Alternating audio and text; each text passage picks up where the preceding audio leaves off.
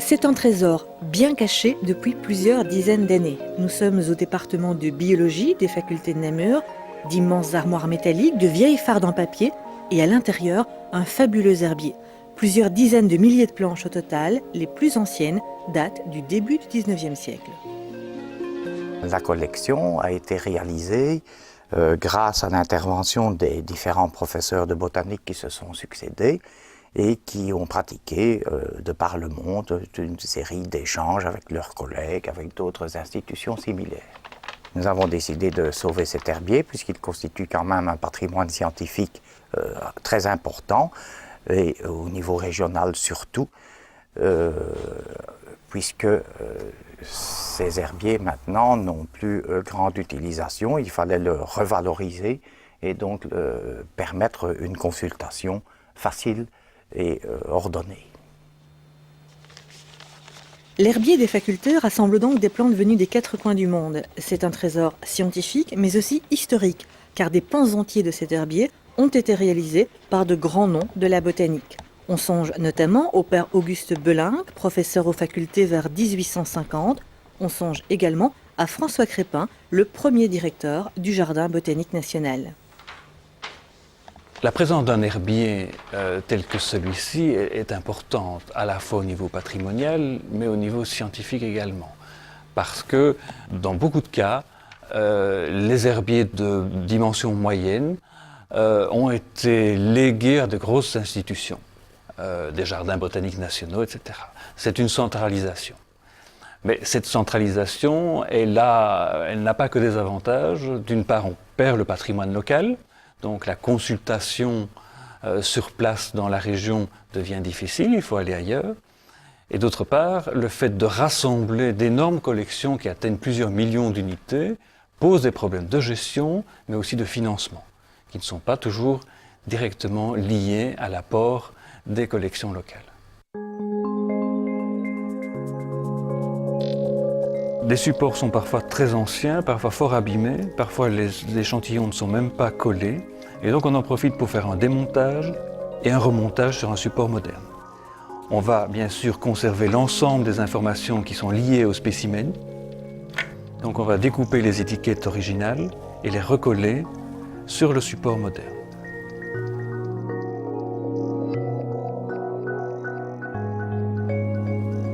Par le passé, on a utilisé 36 moyens de fixation comme du papier collant, des languettes de timbre-poste. Parfois, les spécimens sont collés à même sur le papier, ce qui provoque beaucoup de difficultés pour récupérer le matériel. Les étiquettes anciennes sont recollées. Il y aura une vérification au niveau nomenclatural pour voir si le nom est toujours actuel. Voilà. Donc comme ça, on garde toujours une trace de l'historique de l'échantillon. Et alors on va joindre une étiquette sur laquelle se trouve un code à barres et un numéro. Et ce numéro va être directement, va relier le spécimen à la base de données. Pour exploiter l'outil au mieux, il faut réaliser un inventaire. Et cet inventaire, grâce à l'informatique maintenant, on peut utiliser une base de données. Et dès que le montage a été effectué sur un support moderne, on va attribuer à chaque part un numéro qui va être encodé dans une base de données. Cette base de données nous permet évidemment de faire des analyses statistiques. Mais à terme, ce qui est prévu, c'est d'élaborer un moteur de recherche qui pourra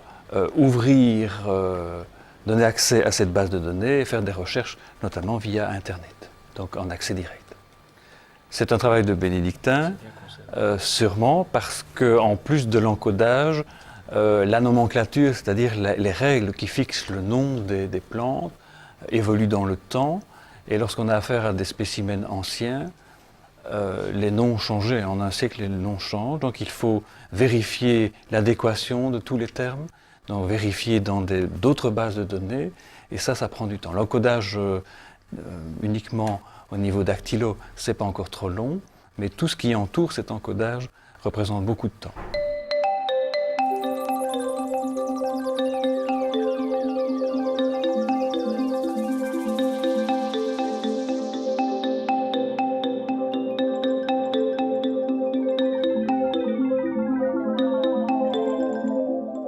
Une fois l'herbier rénové et indexé, les scientifiques comptent bien l'utiliser.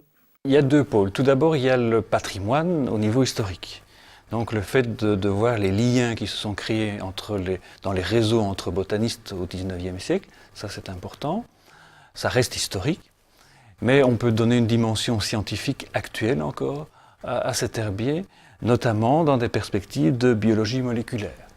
Donc en recherchant, par exemple, maintenant on est à même d'aller sonder l'ADN, même dans des prélèvements anciens, et donc d'analyser les liens qu'il y a entre le patrimoine génétique de ces anciens spécimens avec des variétés nouvelles. Je pense notamment à la chicorée qu'on étudie bien ici dans l'institution.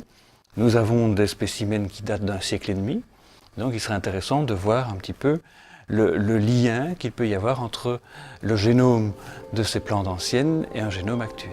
Ce sont des projets qui sont à l'étude.